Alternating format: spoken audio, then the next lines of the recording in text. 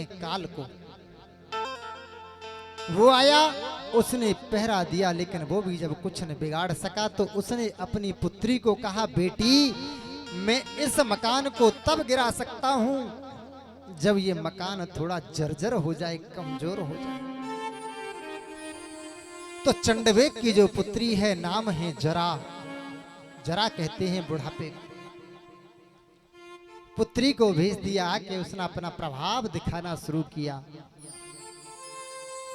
और जब प्रभाव दिखाया तो सर्वप्रथम उसने कानों के समीप बालों को श्वेत कर दिया। बुढ़ापा आने लगा, लेकिन कौन बुढ़ापे को स्वीकार करे। गए, जाके मेहंदी लगवा ली, डाई करवा दिया। तू आ, हम देखते हैं तू कैसे आता है। रोक दिया। फिर दूसरा प्रहार किया। जब दूसरा प्रहार किया तो नेत्र ज्योति कमजोर पड़ने लगी। गए, चश्मा बनवाया, और चश्मा की भी जो व्यवस्था थी पुरानी हो गई। अब तो आंखों में ही लेंस लगवाया, दोबारा से फिर नए हो गए। लेकिन नहीं करेंगे गोविंद का भजन। कितनी भी वो सूचना दे, कितना भी जोर लगाए, लेकिन व्यक्ति अपनी बुद्धि जरूर लगाता। तीसरा फिर प्रहार हुआ। मुख में से बत्ती सी बाहर हो गई, उसकी भी व्यवस्था कर दी। चौथा प्रहार हुआ, कमर झुक गई, उसमें भी योग किया है। और झंडू केसरी जीवन खूब उड़ाओ, खूब चवन प्राश खाओ, बिल्कुल फिट हो जाओ, लेकिन बुढ़ापा नहीं आने देना। जब 4 प्रहारों से व्यक्ति नहीं संभला तो 5वां जब प्रहार हुआ, मृत्यु को प्राप्त हो गए श्रीमान जी। मृत्यु हुई। प्राचीन वरही को जब ये वृतांत सुनाया, प्राचीन वरही एकदम घबराने लगा। नारद बाबा ने संभाला, कहा, प्राचीन वरही न तू पुरंजन है, न तू पुरंजनी है। तू वही जीव है जिसका सखा परमात्मा था, लेकिन भूल गया, भटक गया। प्राचीन वरही, जो हिंसक तूने कार्य किया है, जो घोड़ों की बलि दी, जो बकरों की बलि दी, तूने गलत समझ लिया। घोड़ा कहते हैं अभिमान को। तू अभिमान को हाथ लगाकर हृदय पर संकल्प कर दे, यज्ञ में आहुति डाल दे कि आज से मैं घोड़े रूपी अभिमान को दोबारा अपने मन मस्तिष्क में प्रवेश नहीं होने दूंगा। ममता रूपी बकरे की तू आज ही आहुति डाल दे, वही तेरे बकरे और घोड़े होंगे। इन जीवों की हत्या करने से क्या होता है। ईश्वर अंश जीव अविनाशी, चेतन अमल सहज सुखराय। यहाँ प्राचीन वरही को उपदेश कर बाबा नारद चले जाते हैं और यहाँ चतुर्थ स्कंद का विराम होता है। पंचम स्कंद की यात्रा में प्रवेश करते हैं। नामकरण हुआ स्थिति, जिसमें 26 अध्याय हैं। यहाँ महाराज परीक्षित को सुखदेव स्वामी जब राजा उत्तानपाद की कथा सुनाते हैं कि महाराज आपने मनु के 4 बालकों की कथा श्रवण कराई मुझे, आकुति, देवहूति, प्रसूति और उत्तानपाद, लेकिन आपने कहा था एक पुत्र और हैं प्रियव्रत, उनकी कोई आगे कथा नहीं है क्या? सुखदेव स्वामी बोले, परीक्षित मैंने श्रोता बहुत देखे, लेकिन तुम जैसा नहीं देखा। राजेंद्र, मैं प्रियव्रत की कथा तुम्हें अवश्य कहूंगा। प्रियव्रत के मन में एक बार संकल्प हो गया कि मैं इस भूमंडल पर अंधकार को नहीं रहने दूंगा। और जब अंधकार नहीं रहने दूंगा का विचार आया, भगवान सूर्य से उनकी ठन गई कि आप ही अहिर्निश निकलते रहो। भगवान सूर्य के समान उन्होंने दिव्य रथ प्राप्त किया। उनके प्रिय व्रत के जो बेटा हैं वो आग्नेत्र हुए। आग्नेत्र के बेटा नाभि हुए और नाभि के बेटा परमाचार्य ऋषभदेव जी महाराज हुए।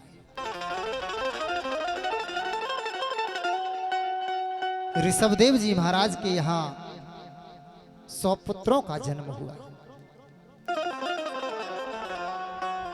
जिनमें सबसे बड़े हैं भरत जी महाराज। ऋषभदेव जी महाराज अपने सभी पुत्रों को बिठाते और बिठा के बड़ा सुंदर सत्संग करते। बेटा, तुम नित्य हो, तुम मुक्त हो। ये जो देह हमें मिलती है ये गोविंद प्राप्ति के लिए मिलती है। कि नायम देहो देह भाजाम न लोके कष्टान कामान अर्हते विडम्भुजा। बोले बेटा, तुम मुझ राजा के पुत्र हो, बहुत बड़ा वैभव है हमारा, वैसे भी तुम 100 भाई हो। बेटा, व्यक्ति को बिगड़ने के 4 साधन होते हैं, रूप, यौवन, संपत्ति या बड़ा पद मिल जाना। और मुझे लगता है कि बेटा तुम्हारे पास ये चारों ही पर्याप्त मात्रा में है। आज यहां कहते हैं बेटा, मैं सर्वप्रथम तुमको कहता हूं कि मंदिर में जब जाते हैं प्रत्येक देव का दर्शन होता है। बेटा, प्रत्येक देव के चरणों में मन लगाओ।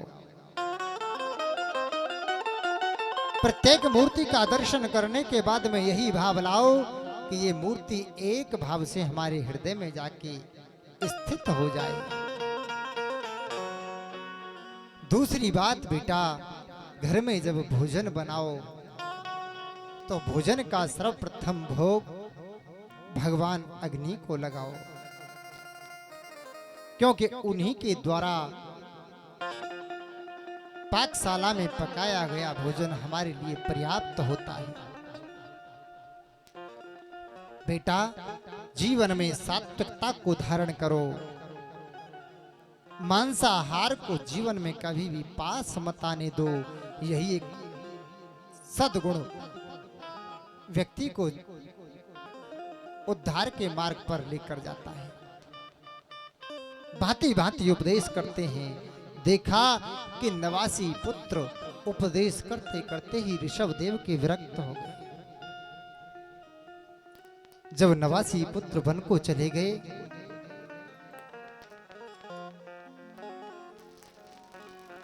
पुत्रों के जाने के बाद में ऋषभदेव जी महाराज भी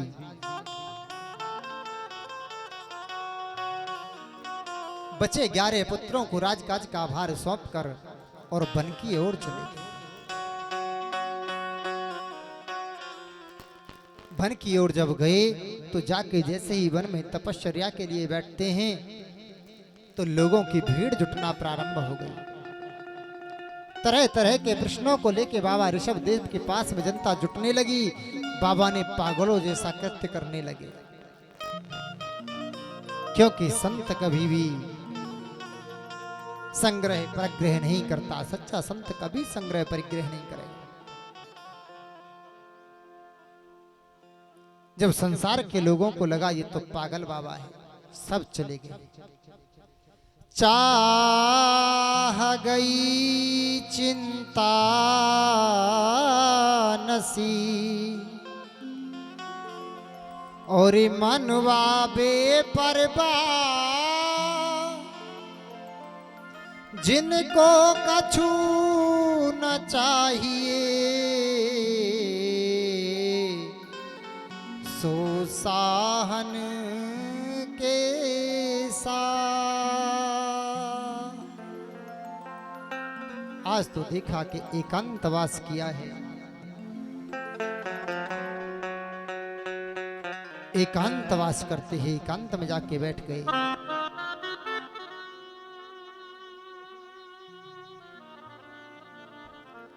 यहां देखा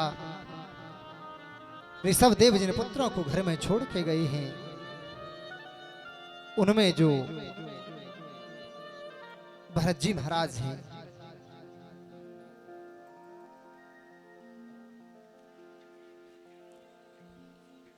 भरत जी महाराज को उनके जो बड़े भैया हैं, छोटे भैया हैं,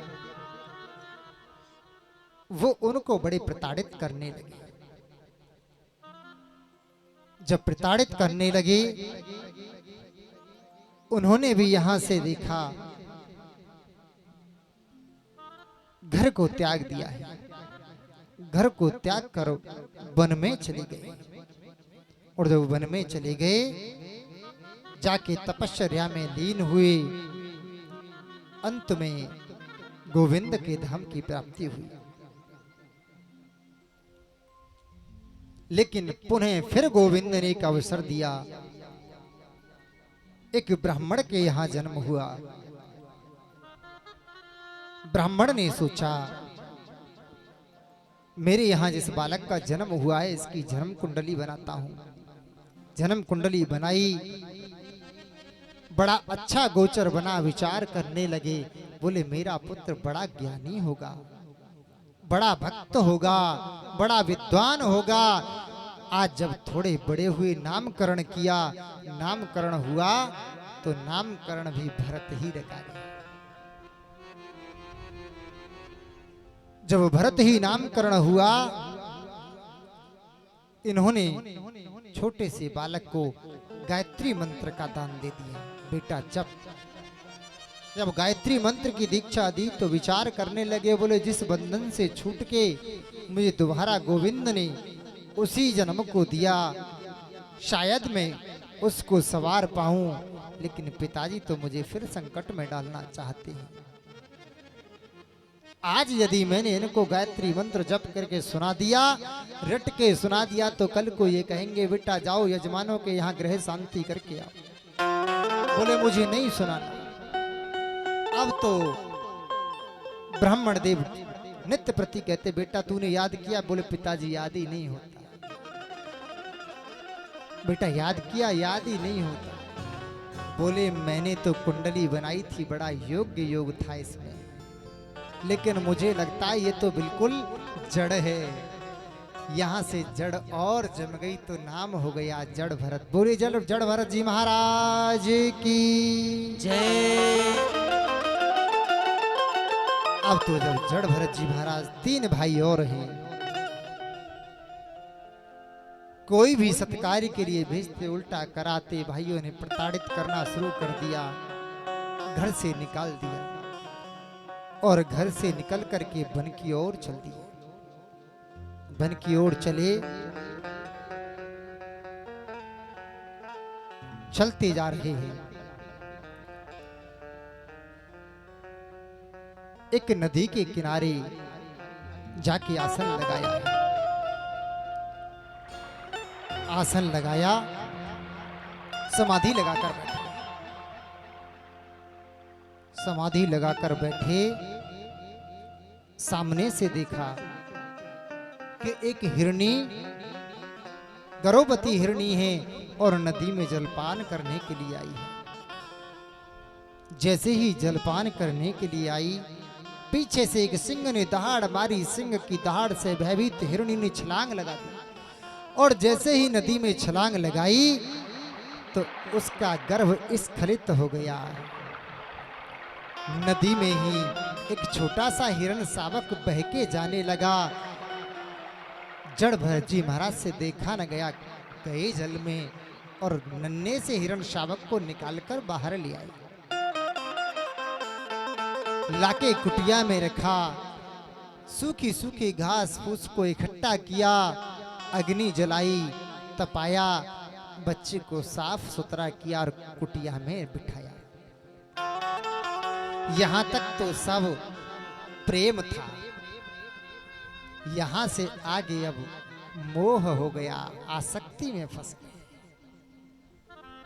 जो 100-200 माला जपते थे अहिर्निश, आज तो बस हिरन सावक में लगे रहते हैं, कभी उसको घास खिलाने, कभी उसको जल पिलाना।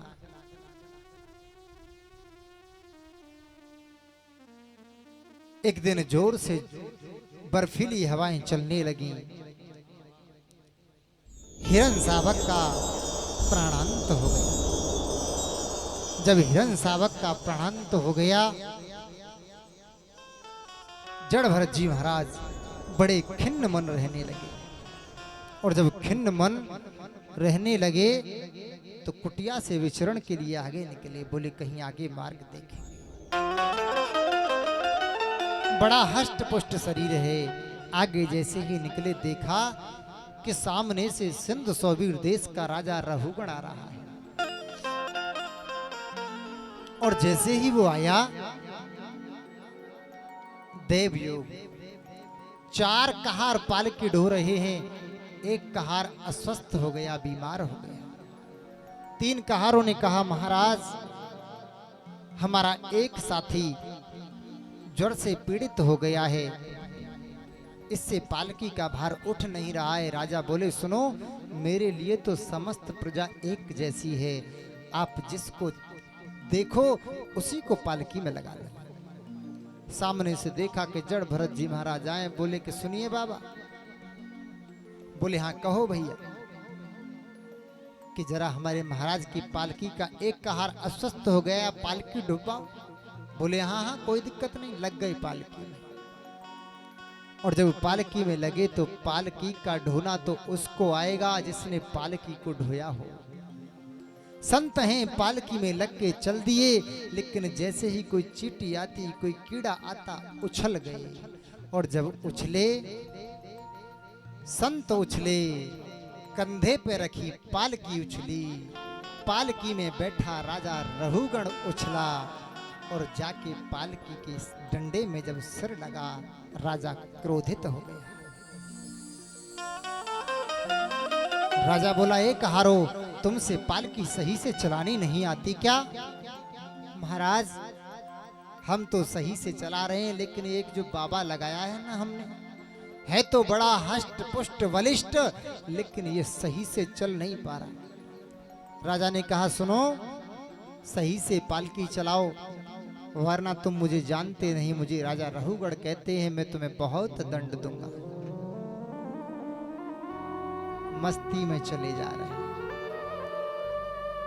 विचार आता जा रहा है कि मुझे मेरी मस्ती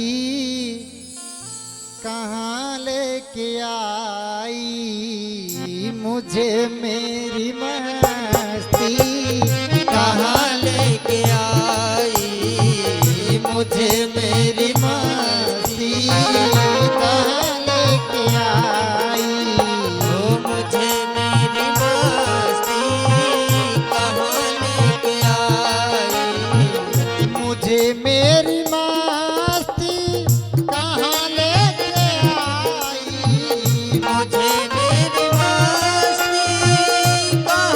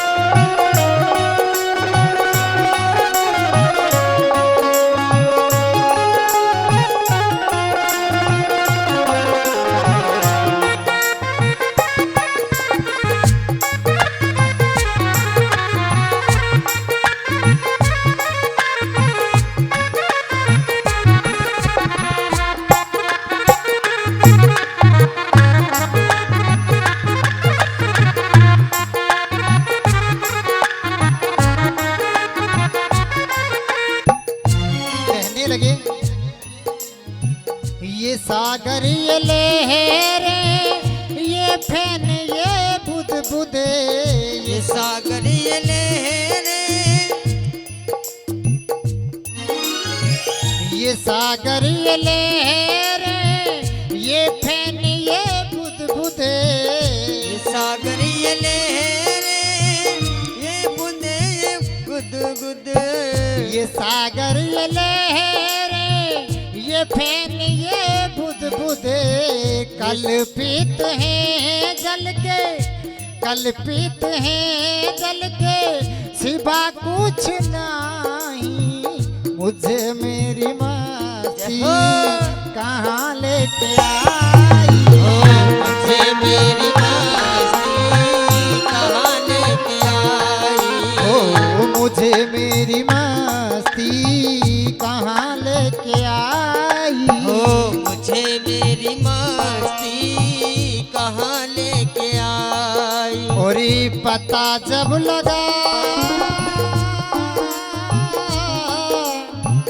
पता जब लगा मेरी हस्ती का मुझको पता जब लगा मेरी हस्ती का मुझको पता जब लगा मेरी हस्ती का मुझको पता जब लगा मेरी हस्ती का मुझको तो बस एक मैं हूँ तो बस एक मैं हूँ तो बस एक मैं हूँ तो बस एक मैं हूँ तो बस एक मैं हूँ सिवा कुछ नहीं मुझे मेरी मस्ती जय हो कहाँ लेके आई मुझे मेरी मस्ती कहाँ लेके आई मुझे मेरी मस्ती कहाँ लेके आई मुझे मेरी मस्ती कहाँ लेके आई ओ कहाँ लेके आई कहाँ लेके आई ओ कहाँ लेके आई कहाँ लेके आई मुझे मेरी जय हो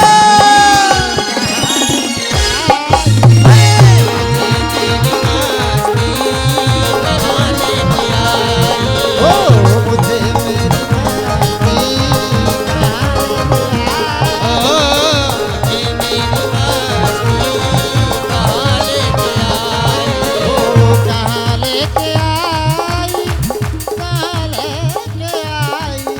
कहाँ लेके आई कहाँ लेके आई हाँ, मुझे मुझे मुझे मेरी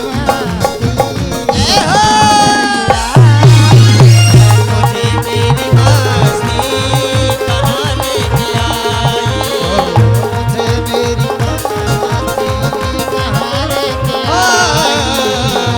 मेरी मस्ती कहाँ लेके मुझे मेरी मस्ती कहाँ लेके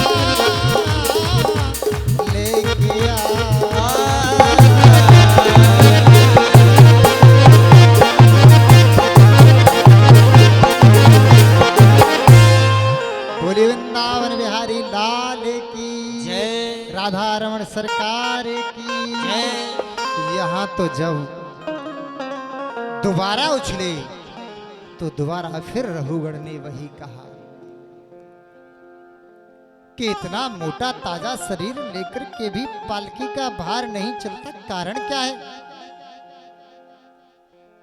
यहाँ जड़ भरत जी महाराज द्रवीभूत हो गए, बोले इसमें राजा का दोष नहीं, इसमें रघुगढ़ का दोष नहीं।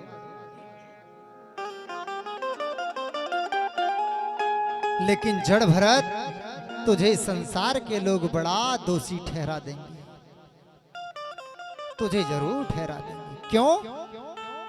कि संसार के लोग यही कहेंगे कि जड़ भरत जैसा ज्ञानी राजा रघुगण की पालकी को ढोया, फिर भी वो राजा अज्ञानी का अज्ञानी रह गया, मूर्ख का मूर्ख रह गया।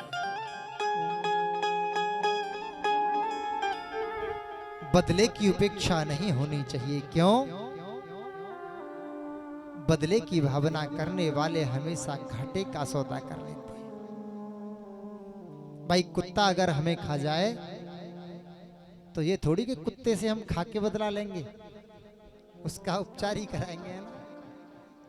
तो आज जड़ भरत जी यही कहते हैं, बोले जड़ भरत जैसा परम ज्ञानी परम संत जिस राजा की पालकी को ढोया हो और वो राजा मूर्ख का मूर्ख रह जाए, तुझे धिक्कार है रे जड़ भरत।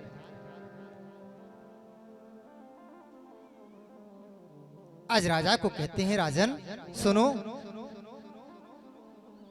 तुम कहते हो कि तुम मुझे यातना दोगे कि कस्तम निगूढ़ चरसी द्विजान कि स्थौल्यम कार्शम व्याध आधयस्य क्षुत्र भृंगयम्।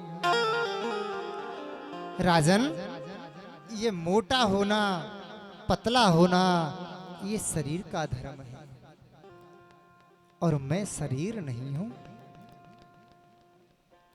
दूसरी बात तुमने कही कि कल रेक्षा जरा, तुम मुझे यातना दोगे। राजन, फूल को आप पीस करके उससे इत्र बना दोगे। इत्र को पीस के राजा कुछ बना सकते हो क्या? गेहूं को पीस करके आटा बना दोगे, आटे को और छान छान के मैदा बना दोगे, मैदा को पीस के कुछ बना सकते हो क्या? राजा के कपाल खुल गए, पालकी से कूद पड़ा और पालकी से कूदा, चरणों में गिर गया। कस्तम निगूढ़श्चरसी द्विजाना विभर्षि सूत्रम कतमो वधूत। मुझे लगता है कि आपने यज्ञोपवीत धारण किया है, आप कोई ब्राह्मण हैं, कोई द्विज हैं। विभर्षि सूत्रम कतमो वधूत कस्यासि कुत्रापि इहापि कस्मात् क्षेमाय नश्चेदति नोत शुक्लः। बोले मुझे आप कोई विद्वान मालूम होते हैं, आप मुझे कोई विद्वान मालूम होते हैं, मुझे आप अपना परिचय दो ना। जब इतनी बात जड़ भरत जी से कही, मुझे आप अपना परिचय दो, जड़ भरत जी ने कहा, राजन तुम दूसरी गलती कर गए हो।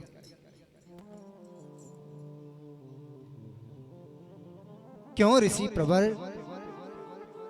बोले तुम मेरा परिचय पूछते हो, अरे जो मैं हूं सो तुम हो, जो तुम हो सो मैं हूं। कि अहम पुरा भरतो नाम राजा विमुक्त दृष्ट श्रुत संगवन। राजन तुम जातो सत्संग में रहे हो कपिल देव भगवान की में, लेकिन तुम्हें अभी तक सत्संग प्राप्त नहीं हुआ। क्यों? कि उसका प्रमाण में हूं। अहम पुरा भरतो नाम राज, पहले मैं एक भरत नाम का राजा था, मेरी मृग में आसक्ति हुई, हिरण शावक बनना पड़ा, लेकिन फिर मुझे गोविंद ने वो सुंदर अवसर दिया, फिर मैं तेरे सामने खड़ा हूं। आज मुझे उद्धार के लिए गोविंद ने फिर मार्ग प्रशस्त किया है। सत्संग हुआ, राजन को भान हो गया कि अहो अनीशाम किंकारी शोभनम प्रपन्न स्विदुतः स्वयं हरि। सुखदेव महाराज परीक्षित को कहते हैं, राजेंद्र, हमारी पृथ्वी पर 7 मुख्य द्वीप हैं। उन द्वीपों में एक श्रेष्ठ द्वीप है जिसका नाम है जम्बू द्वीप। उस जम्बू द्वीप में 9 वर्ष हैं, जिन 9 वर्षों में एक प्रमुख वर्ष है भारतवर्ष। और उस भारतवर्ष की भूमि पर हम सभी देखो कितने बड़े भाग्यशाली हैं। ये जन्म लब्धम नृप भारताज रे, मुकुंद सेवो पैकम स्प्रहाहिना। बोले हमें इस पृथ्वी पर विचरण कर, भारतवर्ष में विचरण कर गोविंद की सन्निधि प्राप्त होती है, लेकिन फिर भी राजन कर्म प्रधान होता है कि कर्म प्रधान बेस्वक चिराखा,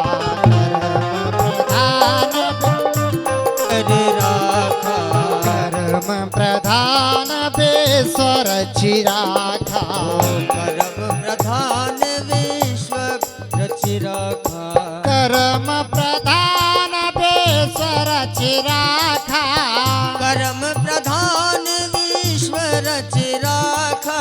जो जस करहि सो तस फल चाखा। श्री राम जय राम जय जय राम, श्री राम जय राम जय जय राम। यहाँ कहते हैं राजन, जो जैसा कर्म करता है उसको वैसा ही भोग भोगने को मिलता है। आचार्य सुखदेव स्वामी परीक्षित को नरक दर्शन कराते हैं। कहते हैं राजन, दक्षिण दिशा में 99,000 योजन की ऊंचाई पर 28 प्रकार के नरक हैं। जो 28 प्रकार के नरक हैं, तामिश्र, अंधतामिश्र, रौरव, महारौरव, कुंभी, पाक, काल सूत्र, असिपत्र वन। बोले राजन, जो 28 प्रकार के नरक है ना, झूठी गवाही देने वाले व्यक्तियों को, जो झूठी गवाही दे देते हैं, उनको तामिश्र नरक में जाना पड़ता है।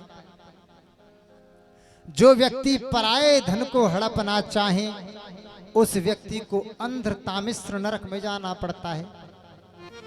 जो व्यक्ति किसी से घृणा करता है, द्वेष करता है, उसको रौरव नाम के नरक में जाना पड़ता है। जो व्यक्ति हिंसा करता है, उसको कुंभीपाक नरक में जाना पड़ता है। आज आदि आदि नरकों की जब कथा को श्रवण कराया, परीक्षित बोले, प्रभु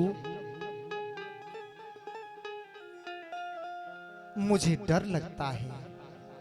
बोले राजन, तुमको डरने की बिल्कुल भी किंचित जरूरत नहीं। क्यों? कि जिस व्यक्ति की वृत्ति अहिंसात्मक हो जाए, जिसकी गोविंद के चरणों में अनवरत प्रीति हो जाए, उसको गोविंद अपना परम लाडला बनाकर अपने चरणों में स्थान देते हैं।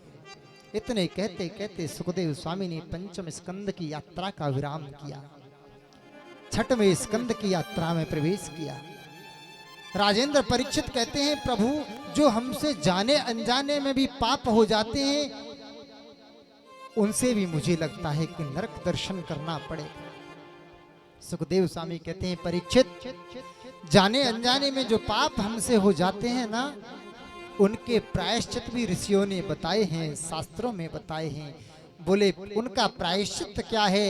बोले राजन, उनका प्रायश्चित है कि 5 प्रकार के यज्ञ नित्य प्रति हमको घर में करने चाहिए, और 5 प्रकार के यज्ञों को करने में हमें कोई अतिरिक्त समय भी नहीं लगता।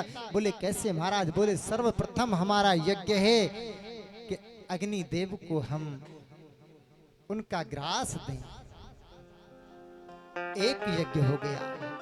मानो जो अग्नि के माध्यम से जिन कीट पतंगों को अग्नि में नष्ट होना पड़ता है, उनकी आत्म तृप्ति के लिए हमने अग्नि भगवान को भोग लगाया, पहला यज्ञ। दूसरा यज्ञ है गौ ग्रास नित्य प्रति निकालो। तीसरा यज्ञ है एक भिक्षुक को नित्य प्रति कुछ न कुछ अवश्य दान करो। चौथा यज्ञ है कि हम घर से थोड़ा सा आटा लेकर जाएं, चींटियों को डाल के आएं, चींटों के समूह में डाल कर आएं।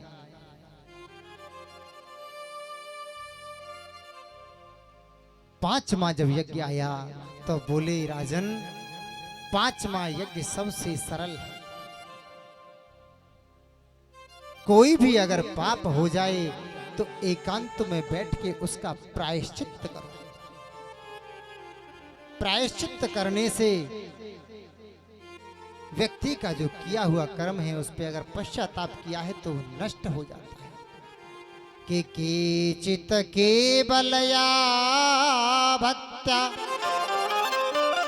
वासुदेव परायण अधम धुन्वन्ति कार्षेण निहारहमिव भास्करः। बोले कृष्ण का चिंतन करो, गोविंद के चिंतन को बढ़ाओ, वही केवल एक तरने का साधन है।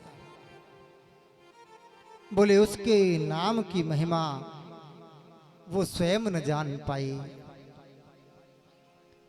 बोले उनके नाम में जो सामर्थ्य है वो उनमें स्वयं सामर्थ्य नहीं। इसका एक बार परीक्षण हुआ, कब? जब श्वेत वंद रामेश्वरम स्थापना कर रहे हैं प्रभु श्री राम। देखा कि नल नील राम लिखते हैं, पत्थर को तैरा देते हैं। प्रभु श्री राम को ये लगा कि मेरे नाम से तो पत्थर भी तैर जाते हैं, मैं देखूं जाके जरा। एकांत में गई, भान नहीं था, एक वृक्षावली के ऊपर हनुमान जी महाराज बैठे हैं। प्रभु श्री राम ने एक पत्थर लिया और उसको सागर में डाला, और सागर में जब डाला पत्थर डूब गया। पत्थर डूब गया, बड़े खिन्न हो गए। फिर दूसरा पत्थर लिया, फिर डाला, वो भी डूब गया। अब जब दोनों पत्थर डूब गए, प्रभु श्री राम हतोहत होने लगे। हनुमान जी महाराज देख रहे थे। बोले महाराज क्या हुआ? क्या हुआ प्रभु?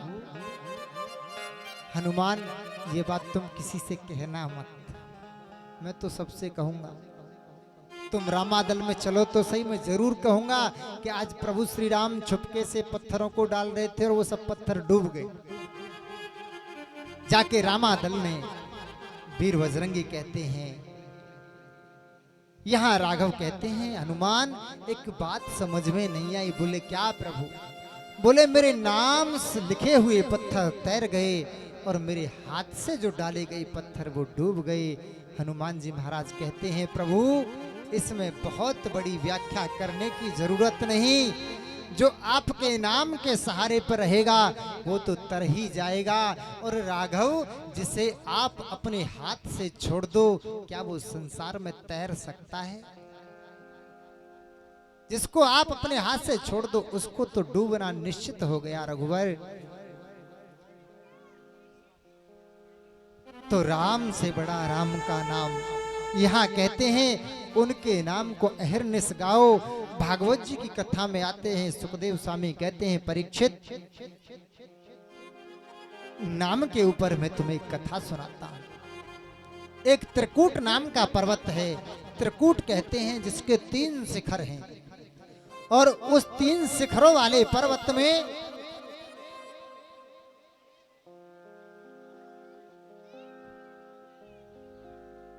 कथा आगे चली गई। चलो फिर वापस आते हैं। यहां कहते हैं नाम के प्रभाव से परीक्षित कौन तरे, मैं तुमको एक सुंदर कथा सुनाता हूं। एक सुंदर नगर है जिसका नाम है कन्नौज। जहां एक परमित भाषी मितव्ययी कर्म कांडी ब्राह्मण निवास करता है जिसका नाम है अजामिल।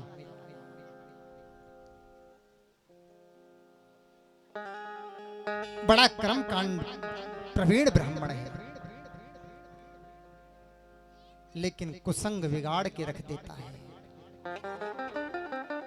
संसर्ग दूषितो मही। एक दिन वो विद्वान ब्राह्मण गया और एक गणिका के संपर्क में आ गया, और जब गणिका के संपर्क में आया उसके मोह में इतना आसक्त हो गया कि उस गणिका को घर ले आया।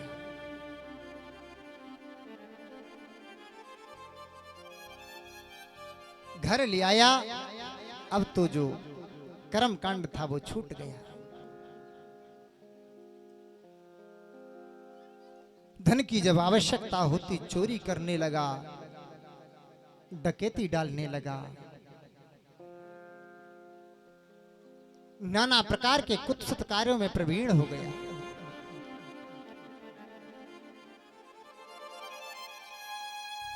आज पंडित अजामिल से डाकू अजामिल हो गया, कर्म से नाम बदल गया। और देखो, मैं तो यही कहूंगा, उनका नाम बदला लेकिन कर्म से ही बदलना चाहिए। विवेकानंद जी की एक पुस्तक में मैंने पढ़ा कि उनको कभी जब वो विदेश यात्रा पे गए तो वहां के कोई व्यक्ति रहे होंगे जिन्होंने एक रेखा खींची, और रेखा खींचने के बाद में विवेकानंद स्वामी जी को कह दिया, आप इसको बिना मिटाई छोटी कर दो। विवेकानंद जी बोले, कोई बहुत बड़ी बात नहीं। उन्होंने कहा, जिससे आपने इस रेखा को खींचा है उसी चौक को आप मुझे दे दो, उसी मिट्टी को मुझे दे दो। ली और उसके नीचे बहुत लंबी खींच दी। तो बोले, बताओ छोटी हुई या नहीं हुई? बोले, बिल्कुल हो गई। बोले, इसका समाधान भी यही है। तो कहने का मतलब यह है, किसी का पैर पकड़ के खींच के छोटा मत करना चाहो, अपना कर्म करो। सामने वाले ने 10,000 का सूट पहना है, नीचा दिखाना चाहते हो तो 1 लाख का पहन लो, वो अपने आप नीचा हो जाए। ये थोड़ी है कि उसने 10,000 का पहना, हमारी औकात 1,000 की नहीं, तो उसके 10,000 के को काटने का प्रयत्न कर दो, किसको काट दो, छोटा कर दो। आज वही कर्म से नाम बदल गया, डाकू अजामिल हो गया।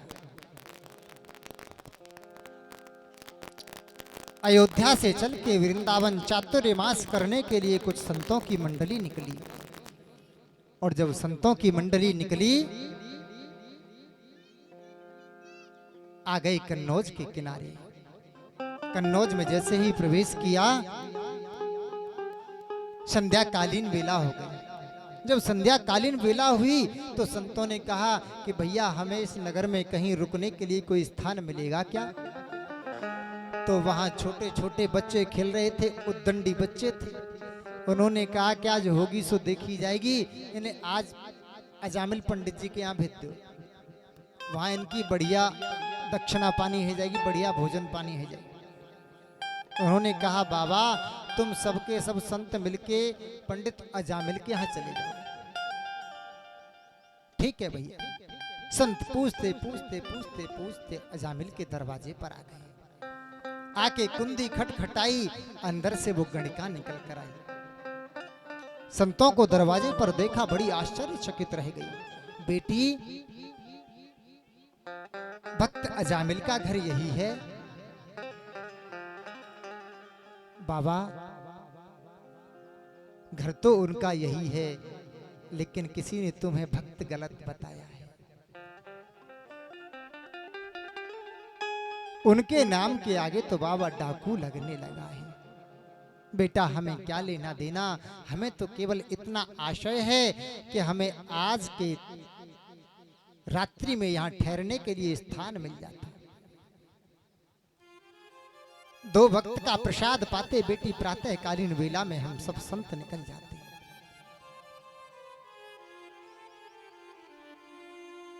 गणिका कहती है बाबा मैं तुमको यहाँ ठहरने के लिए नहीं कह सकती, क्योंकि मेरे यहाँ का जो अन्न है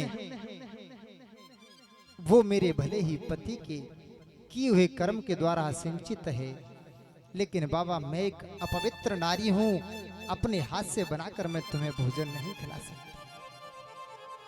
लेकिन मेरी माँ भी यह कहती थी कि बेटी संत कभी दरवाजे से वापस नहीं जाना चाहिए। बाबा आज मैं धर्म संकट में हूँ, मैं अपने हाथ से आपको भोजन नहीं करा सकती। बेटी एक काम कर,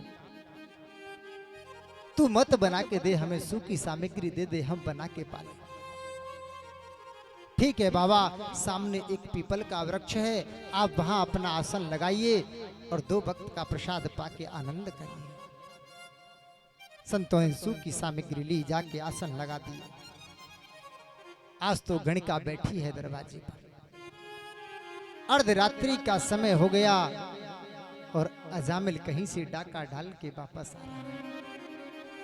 जैसे ही वापस आया तो देखा कि सामने जिस मार्ग से आ रहा है उसी में संतों के शयन के बिस्तर लगे हुए हैं। संतों को देखा, पहले वहीं पहुंच गया। हे महात्माओं, तुमको किसने यहाँ ठहराया है? क्यों ठहरे हो? कहां से आए हो? क्या तुम्हारा प्रयोजन है? जब इतनी बात कही तो गणिका ने आवाज लगा दी, सुनो, हमने ठहराया है, अंदर आओ। अजामिल को बुला लिया। एक संत बड़ा विनोद करते हैं, वो कहते हैं कि चाहे कितना भी बड़ा डाकू हो लेकिन पत्नी से सबको डर लगता है ना, चाहे जो भी हो। वो कहते हैं कि भलाई भी इसी में, कि डरते रहो तो व्यवस्था ठीक भी रहेगी। देवी तुमने ठहराया है, हमें कोई आपत्ति नहीं, ठहराओ, तुम महीने 2 महीने ठहराओ। बोले नहीं, प्रातःकालीन बेला में चले जाओ। अब तो जो संतों की मंडली के आचार्य हैं, जब उन्होंने प्रसाद पाया, गणिका के द्वारा पता चल ही गया है कि वो डाका डालने का कार्य करते हैं। आज नेत्रों से अश्रु झड़ पड़े। अन्य संतों ने पूछ लिया, महात्मन आंखों से अश्रु क्यों कर झड़ते हैं? बोले सुनो, जिस व्यक्ति का हमने अन्न खाया है, जिस व्यक्ति का हमने नमक खाया है, हमारा कुछ तो दायित्व बनता है कि उसको कुमार्ग पे से हटा के सतमार्ग पर प्रशस्त कर दें। विचार आ गया, विचार आया। प्रातःकालीन वेला में अजामिल को बुला लिया। बेटा, हम तुमसे एक बात कहना चाहते हैं। अजामिल बोला, कहो। बेटा, तुमने हमको भोजन कराया, बड़ा आनंद आया, लेकिन संत और ब्राह्मण को भोजन कराने के बाद में बेटा दक्षिणा दी जाती है, क्या तुम हमें दक्षिणा नहीं दोगे? बाबा, ये मेरी सबसे बड़ी दक्षिणा है, जो मैंने तुम्हारा सोटा, लोटा, चिमटा, तुम्बा ये सब नहीं छीना है। तुम भूतों से पूत मांगते हो। कुछ भी है, दाताओं की सूची है, श्रवण करेंगे।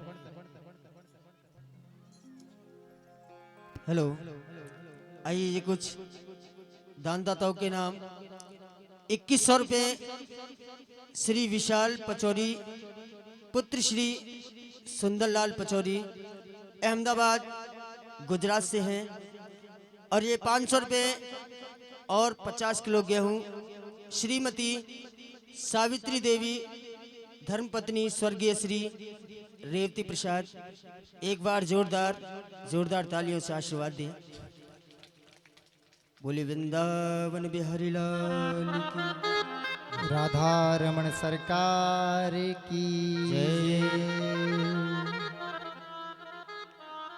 अब तो गणिका ने फिर कहा, अरे वो जब कुछ कहते हैं, संतों ने कहा, बेटा हमें तुम्हारा धन नहीं चाहिए, अन्न नहीं चाहिए, बस कुछ कहना है। गणिका ने कहा, कुछ कह ही तो रहे, सुन लो क्या कहते हैं। बोले हाँ कहो। बोले बेटा, यदि देव योग हो जाए और यदि अब के तुम्हारे यहाँ पुत्र का जन्म हो तो उस पुत्र का नाम तुम हमारे कहने से नारायण रख दे।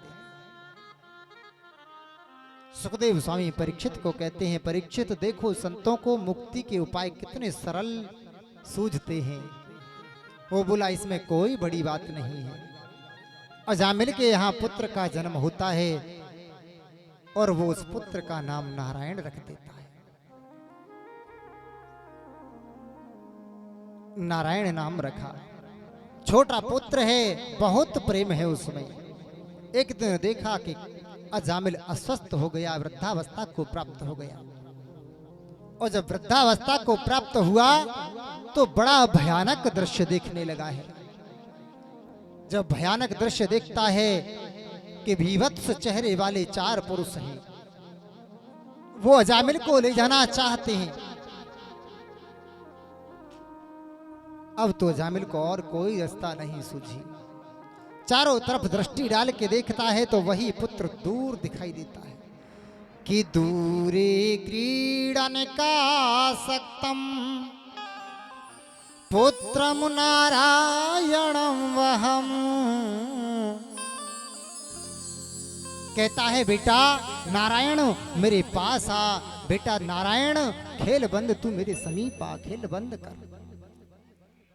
अब वो नारायण तो आया नहीं, बालक कहां भी।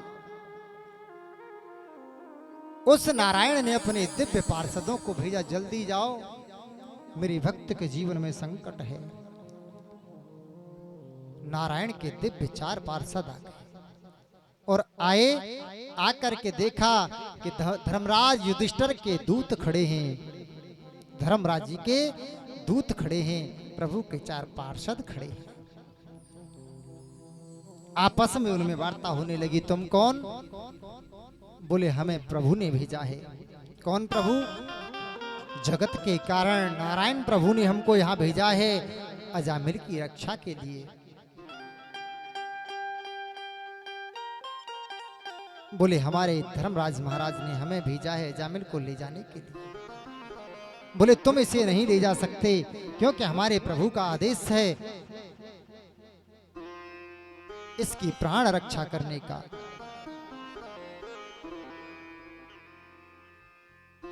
उनमें जब वार्ता होती है तो अजामिल सुन रहा है बड़ा बड़ा।